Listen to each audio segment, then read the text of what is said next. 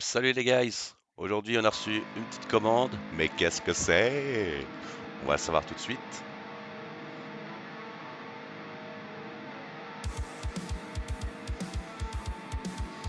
Voilà, des beaux petits vérins de coffre. Gardez-moi ça comme si c'est pas beau.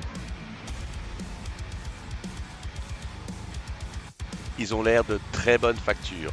Des vérins 100 Newton, commandés sur Témoche. Ah, ils sont un peu durs, hein. Faut le temps qu'ils se fassent aussi. Donc voilà, on va regarder pour installer ça.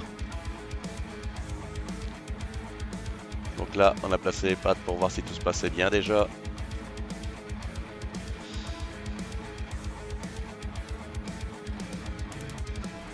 Ça a l'air pas mal du tout. On a mis les viseurs un petit peu pour pas les perdre.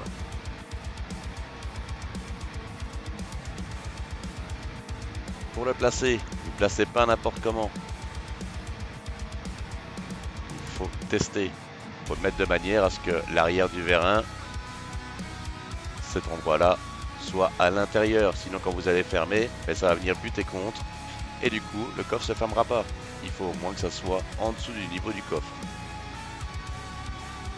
Donc on va déjà mettre deux vis pour le prépositionner. Une vis au-dessus et une vis en dessous.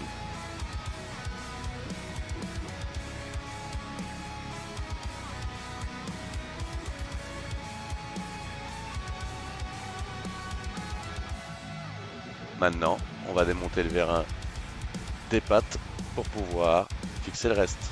Pour le démonter simple, un petit tournevis, vous mettez ça dans un petit bâton alu et il se déboîte tout seul.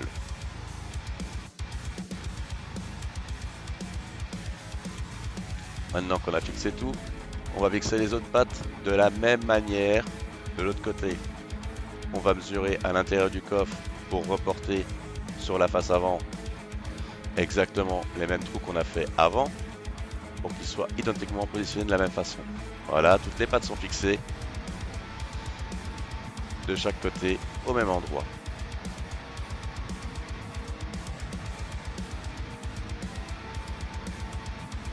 Maintenant, on va positionner les vérins à leur place.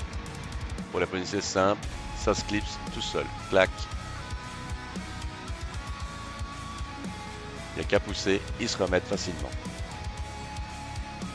Vous orientez votre tête de vérin pour qu'elle se positionne dans la patte du dessus.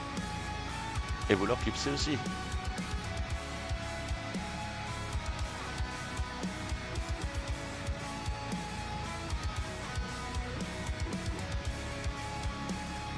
Allez, on teste la fermeture.